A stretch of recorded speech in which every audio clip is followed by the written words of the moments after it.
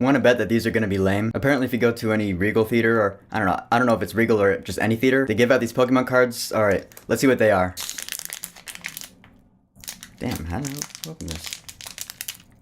It's tough to open. Okay, let's see what we have. We have Detective Pikachu himself and Charmander. Alright. Not too bad. So Pokemon Detective Pikachu has been out for about a week now, so this is gonna be my spoiler talk about this movie. And I'm doing it because, again, I'm a lifelong Pokemon fan. I was not a big fan of this movie. I saw it a second time with my brother, and we were pretty much just laughing at it throughout. We were like, yeah, the script is pretty bad. I figured I might as well talk about it, because there were some cool, like, Easter egg-ish type stuff. I mean, the movie was not entirely terrible. I didn't give it my worst rating, because there were some cool things in the movie, admittedly. Like how it starts out. It starts out with Mewtwo. You know, he's being experimented on in this lab, and he's like, they're outside. Which I did see as kind of a throwback to the first movie where he was like, those voices, they're outside, where I should be. You know, when he was in the same kind of experimental tube. I was like, okay, are they recreating the beginning of the first movie, like straight up? They weren't, but it certainly seemed that way. And then it goes on with a really fast prologue, and now I get it that, you know, it's not supposed to show that much because we're supposed to reveal what happens in that scene later on, but it just seemed really rushed to me. But we meet our main character, Tim Goodman, when he's with his friend Jack, played by Dopinder, the cab driver from Deadpool. I'm sure Ryan Reynolds had a say about him being in the movie. But he's trying to catch this Cubone, and the Pokeball itself,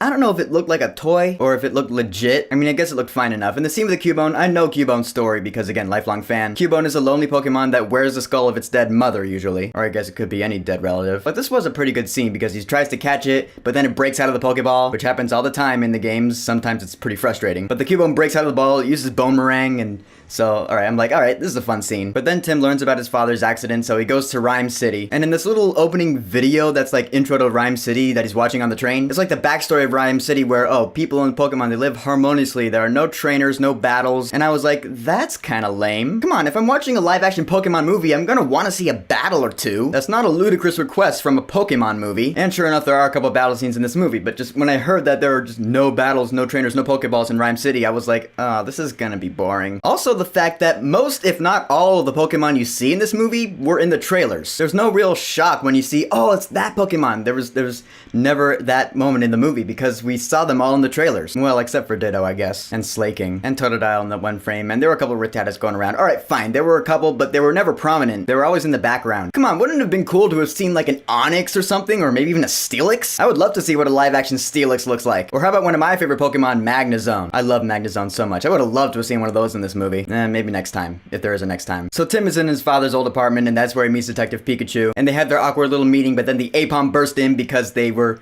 sucking that gas that Tim accidentally released earlier, which that's a pretty common trope in movies I've noticed, is that two characters will meet and they won't have much time to talk because they'll be immediately thrust into a dangerous situation. The first one that comes to my head is when Anna meets Kristoff in Frozen. Like, they meet up, they talk for 2 minutes, and then they have to escape from the wolves. I'm getting off topic though. I do like the fact that when Tim and Pikachu, they go to this coffee bar and they start talking, but then they're getting weird looks from people. So Tim gets out his cell phone and pretends to be talking to someone else. That is actually right from the Detective Pikachu game. You know, I said I played the free demo version. That does happen where if Pikachu wants to talk to you, he has to like call you over so you can kind of like be discreet about when you're talking so you can avoid weird looks. So I do like that. I was like, alright, points for accuracy. One of the scenes I had the most problems with in this movie was the Charizard match. They're in this underground, you know, kind of place where they do illegal battles, which I mean, the Gengars looked absolutely terrible. I think everyone's going to agree on that. Whether you like this movie or not, the Gengars did not look good. But it turns out that Charizard, his owner, had some of that gas. So when Pikachu sees that this Charizard is hocked up on steroids, he tries using Thunderbolt and it's just not working out for him. The trailers made it look like it was just like a nervousness thing, like I can't do it when people are watching. But no, it turns out in the movie he's actually trying and he's like, I don't know how to use my moves. I was like, that's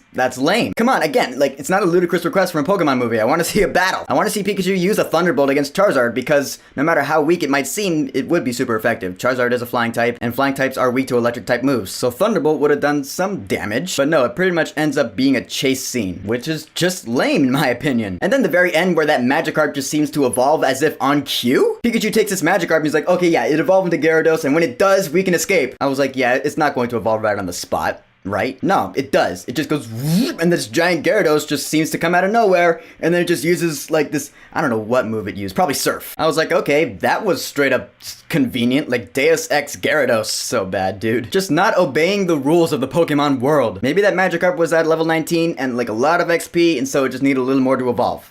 but that's my reasoning for it because that's how the games would do it. I don't know, it was dumb. So it turns out that the real villain of the movie is Howard Clifford, played by Bill Nye. He was Davy Jones in the Pirates of the Caribbean movies. And to me, he reminded me of Norman Osborn from the Amazing Spider-Man movies. Like, he has this really severe, like, rare illness, so he comes up with this cure that has like an evil twist to it. I don't know, to me it just reminded me of Norman Osborn from the Amazing Spider-Man movies, the Chris Cooper Norman Osborn. That's just the vibe I got. But later on, when Tim and Lucy and all them, they're visiting that lab, I actually do like this scene because I see the rewound footage because of this weird holographic imaging thing it reminded me of Batman the Arkham games where you can like replay the scene of the crime. So it turns out that in this lab they're doing experiments on Mewtwo, and that's how they came up with the gas from Mewtwo's DNA, I guess. Weird. But you hear this line, you hear one of the scientists say, "Oh, Mewtwo left the Kanto region 20 years ago." I was like, oh, boom, that's a direct throwback to Pokemon the first movie, which came out like 20 years ago. And it did end with Mewtwo leaving. So that's like, it makes this movie completely canon. I don't know, I like that. For some reason, I like it. I wasn't a fan of this movie, but I like that it's canon. I don't know.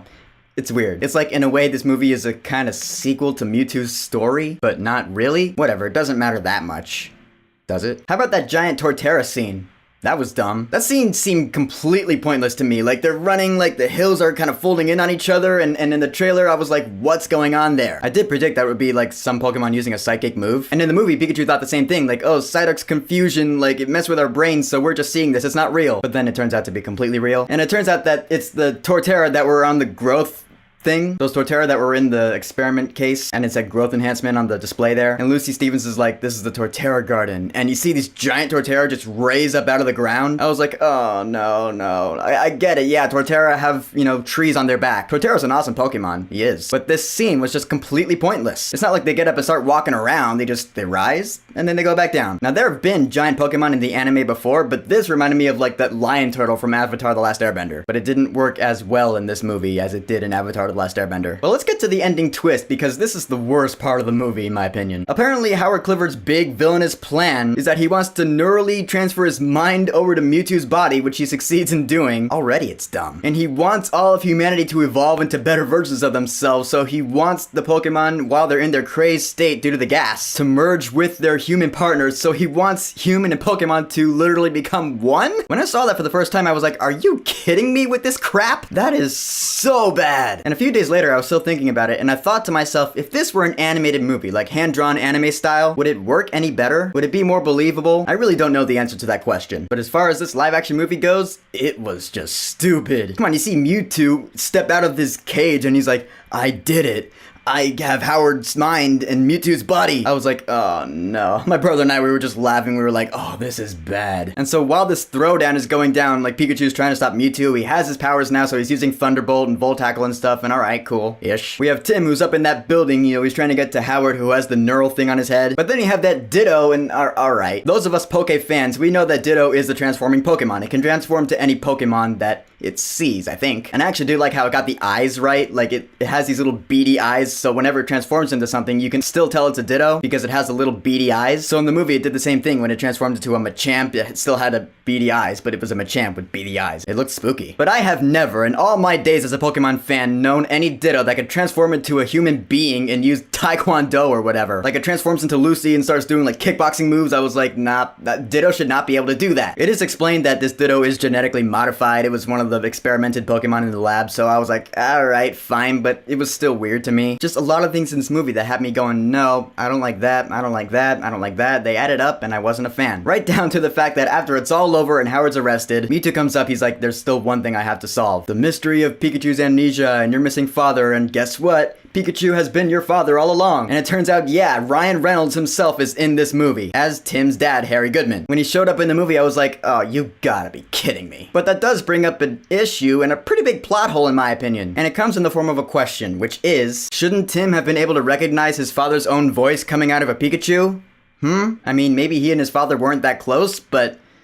alright, maybe that's not a bad excuse, but still, the fact that Ryan Reynolds even showed up in this movie, I was like, okay, it was one of those things. That's happened before. I've seen it in a movie before, I don't remember which one, where like an animated character was voiced by a famous actor, and then that actor himself ended up appearing at the end of the movie. I don't remember which movie it was, but I know it's happened before in a bad movie. I don't know. If you remember what it is, leave it in the comments. So in the end, Tim decides to stay with his dad and partner Pikachu, and he's gonna develop a little romance with bad actress Katherine Newton. She is lucky she's hot, because her acting I didn't think was really good. I don't know. In the end, this movie, I went in hoping to enjoy it, but the trailers from the beginning, I was like, I don't know about this movie. A live-action Pokemon movie could be great if he did, like Ash and his journey, you know, with gyms and badges and maybe Misty and Brock. But instead, we had this weird, poorly written movie that was just laughable to me and my brother. There's talk of it getting a sequel. I don't know if it will or not, but if it does, hopefully it'll be a lot better than this one. I do apologize if my thoughts on this movie disappoint some people, but I just gotta be honest. So if this movie does have a sequel, what Pokemon would you like to see live-action versions of? You know, like I said, I'd like to see Onix or Magnezone. I'd love to see a Wailord too. But whoever you would want to see, go ahead and leave a comment.